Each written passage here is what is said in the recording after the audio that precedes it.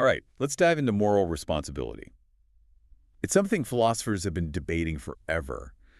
But before you think this is just some, abstract philosophy thing, think again.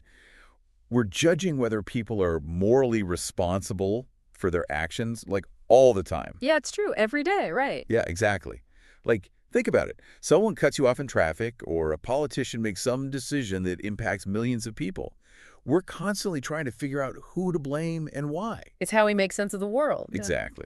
So for this deep dive, we're going right to the source. The Stanford Encyclopedia of Philosophy entry on moral responsibility. Always a good place to start. And, one of the most interesting things that it tackles right away is how moral responsibility is tied to this idea that you could have acted differently. Right. Like you had a choice. Yeah, it goes to the heart of free will versus determinism. Ooh, big one. Right. Determinism suggests that every event is caused by like a chain of events going all the way back to the beginning of time. So does that mean we have no real choice? Well, that's the question. If we don't have a choice, how can we be held responsible? It makes you question everything. Right. But the source points out that even if determinism is true, there's this idea called compatibilism. Compatibilism. It's the belief that free will and moral responsibility can still exist.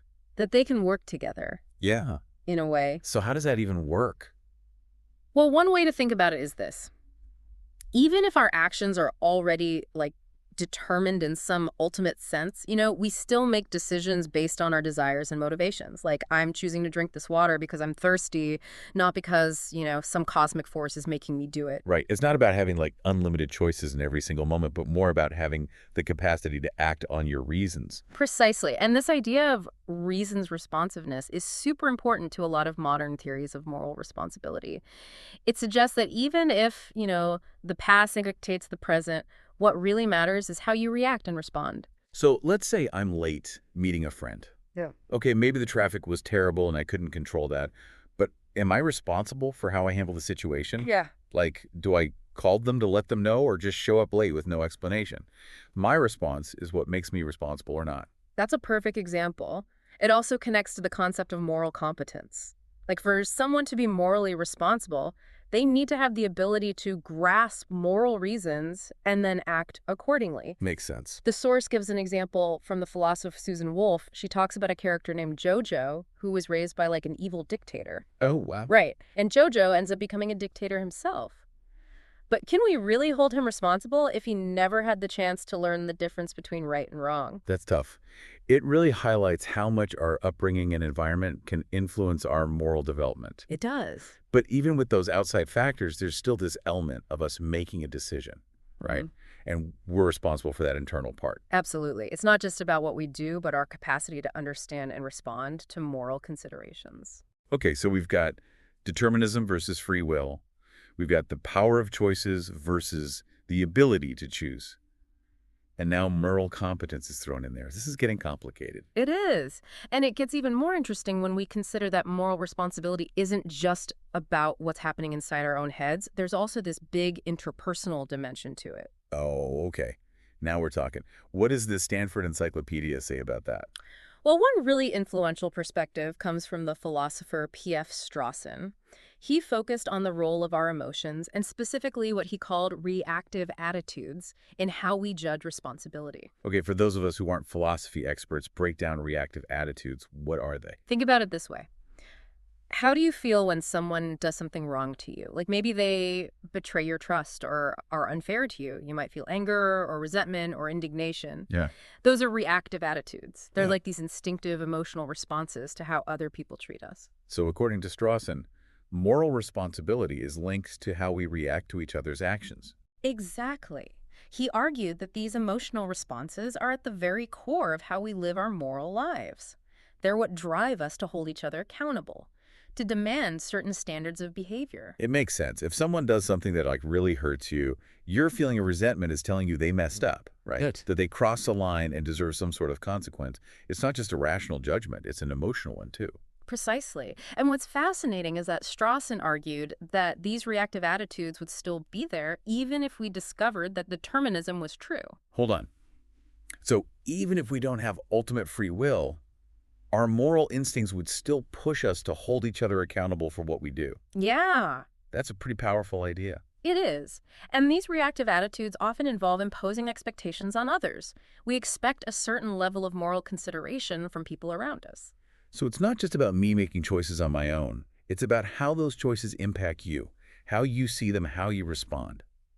Moral responsibility is like a two-way street, a back and forth. Exactly. It's a relational concept, right? It's built on these expectations and demands and responses that happen in our social interactions. We're constantly navigating these boundaries of responsibility with each other. This is really making me rethink how I look at moral responsibility.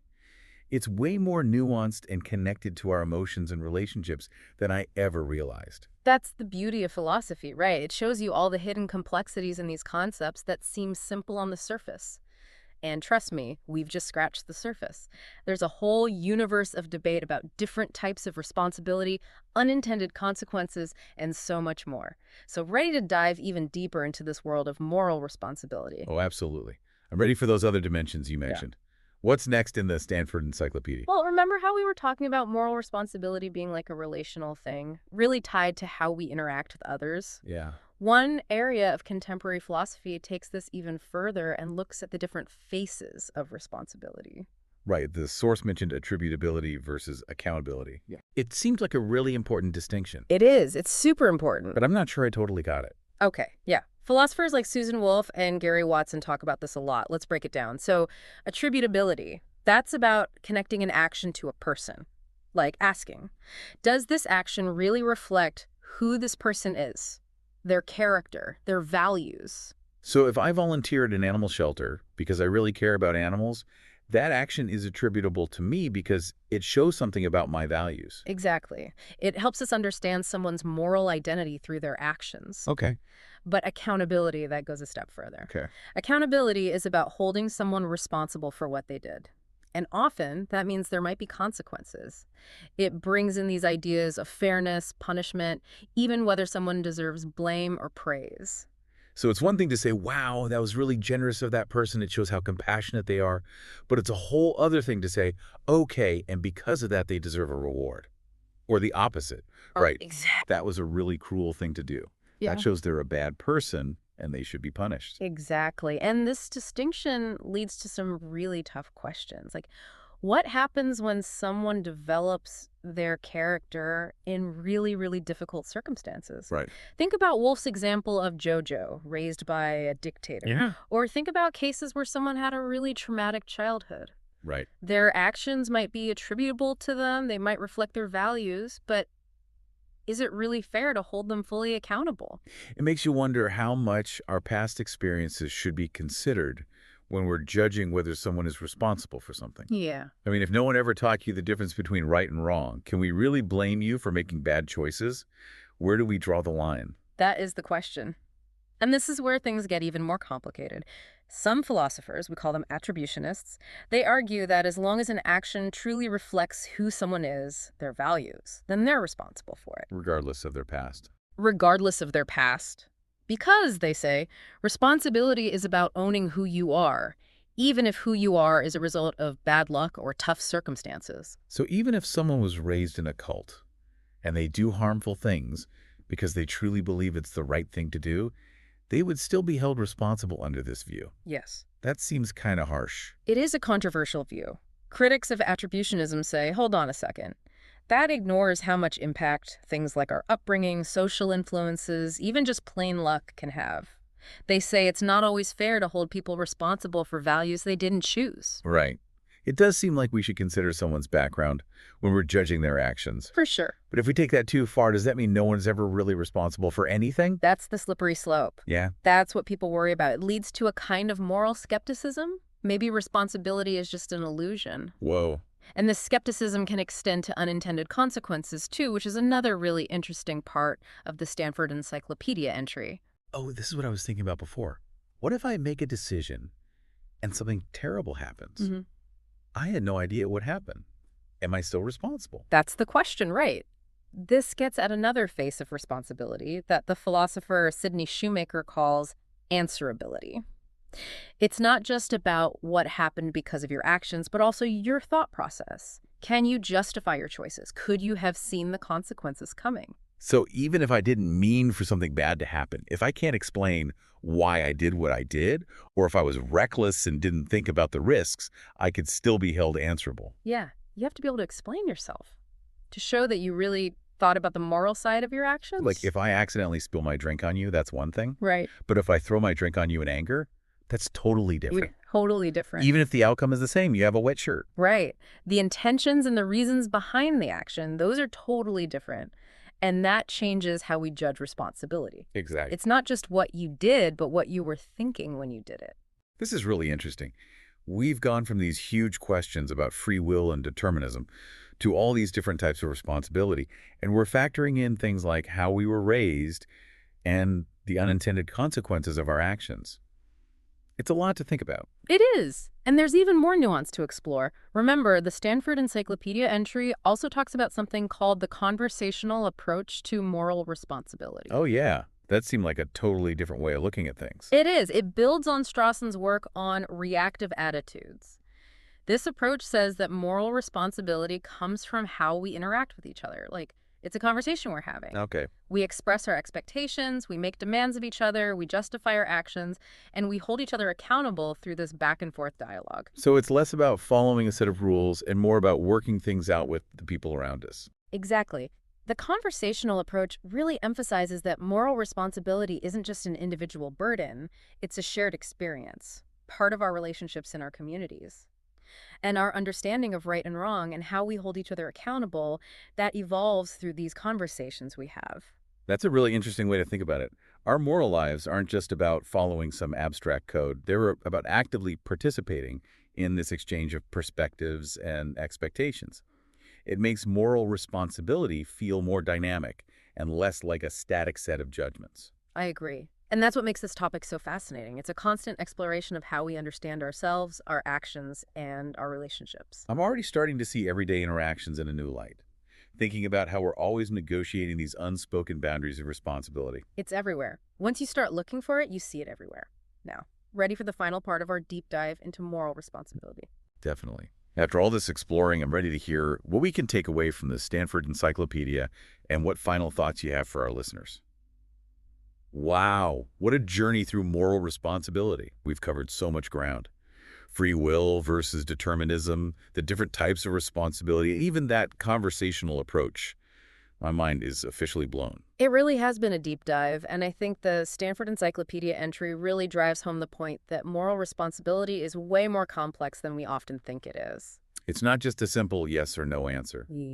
So as we wrap things up, what are some of the big takeaways our listeners should remember? What's essential for understanding this whole world of moral responsibility? I think one of the most important things to remember is that moral responsibility isn't just about our actions. It's about our capacities, our reasons for acting, how we relate to each other, the whole picture, not just isolated incidents. It's not just what you did, but why you did it and how that reflects on who you are. Its intentions, motivations, even the ability to understand the moral weight of your choices. Exactly. And this forces us to ask some really big questions about human nature. Do we really have free will? How much are we shaped by things outside of our control?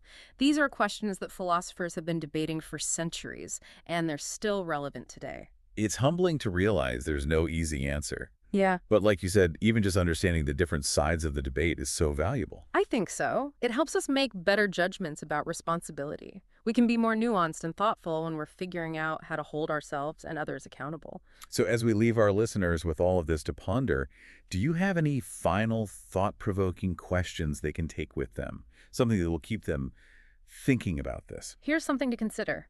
What if you could trace back every single thing that influenced your values and your choices? Your genetics, how you were raised, the people around you? Would that change how you see your own moral responsibility? Wow, that's a powerful question. It makes you think about how much is nature versus nurture, and how much agency we really have in becoming who we are. It challenges us to think about where our control ends, but also within those limits that we still have the power to make choices, to reflect, to try to be more morally aware. I think that's the perfect note to end on. This deep dive into moral responsibility has really opened my eyes. Thank you so much for guiding us through all of this. You're welcome. And to our listeners, thanks for joining us. Keep asking questions, keep thinking, and keep having those conversations about responsibility.